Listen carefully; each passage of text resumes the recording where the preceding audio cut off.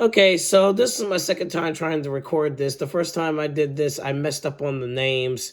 Plus, I had to hurry up and go and service about 3 or 4 stores in my area that I was in, and amongst all the other stores I had to do. So it was pretty much a late night. But anyway, getting back to what I'm saying, since no content creator that I know of that I've seen has talked about this, and even though this fucking had happened a week ago, I'm gonna talk about this situation about um talk about Snoop Dogg's granddaughter passing on. Now, like I said, there's going to be a trigger warning because some of the shit that I'm going to say, it may ruffle some feathers, but at this particular fucking point, I think it needs to be said. And frankly, I just don't give a shit. I'm going to say it anyway. So here's my issue with this, if you want to call it that. I believe that it was a good thing that the child passed away. And this is the reason why. Because when you have a man who's built his fucking legacy on degrading, disrespecting black women and girls, constantly making music about harming black women and girls, why in the fuck would want a black girl to be brought into the world where she's going to be treated like shit? She's going to be probably treated poorly. And since Cori, that's Snoop Dogg's daughter, not Cody, which is the granddaughter that is deceased, since Cori has been having had experiences with colorism, texturism, and featurism, she's also made a PSA back in the early 2000s regarding all of these isms. Why would you want a child in that environment where you have a father who is known to make this type of fucking music ever since the circa early 1990s? This is a man who fucking wears his hair in a toddler black girl hairstyle. You know, those little ponytail twists, those little twists that he wears.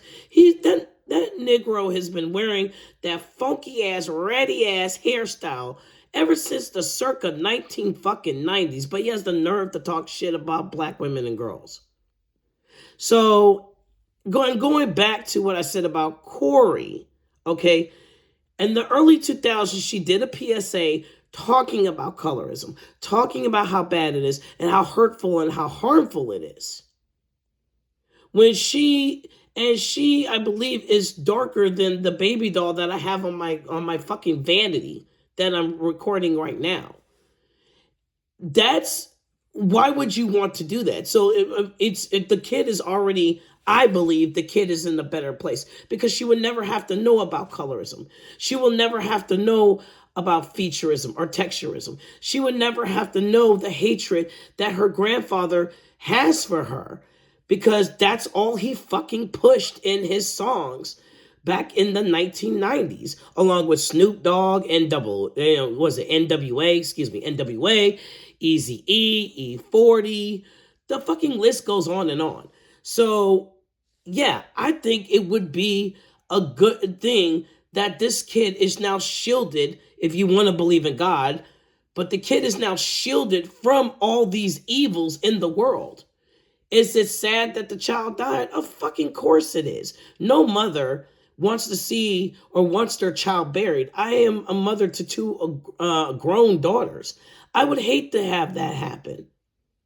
But if it means protecting my family from the evils of misogynoir and colorism, then yeah, I would rather see that happen. And I'm not saying Cori wouldn't protect her daughter. I believe she would, but at the same fucking token, she's not going to go up against Snoop because Snoop's her dad. And most girls love their father. And so I don't expect that from her. But at the same token, she knows she's been in that situation before. So actually bringing a black girl into this world would not be a good idea because of all the hell that they have to go through. Not to mention that was it intersectionality, where basically where you have being a woman, being a girl, and then being black. You got a double strike against you. So why even bring that? Why even take the chance? But that's just my opinion on it. I'm glad that the little girl is free. She never has to sit up there and deal with how horrible her fucking grandfather is. Not to mention, I think he's a little fruity because why is there fucking pictures that I have saved onto iCloud of him with fucking cannabis decals on his nails? Like, he's got his nails done. And I'm not saying that, oh, well, it's wrong for a man to get their nails done. But somebody who has always been against the LGBTQ and homosexuality. Remember back in fucking 2011 when he went where he bitched and moaned about Frank Ocean and Frank Ocean being a rapper, and he's like, no, because he's GAAYYYYY, that he could not be a rapper. Like, who the fuck are you? You rat face looking Negro? Who the fuck are you? With your dirty funky ass braids, you bitch ass Negro? Who the fuck are you? I mean, seriously. You wear your hair in a fucking a toddler black girl's hairstyle, but you're the authority on rap? Bitch, get the fuck out of here.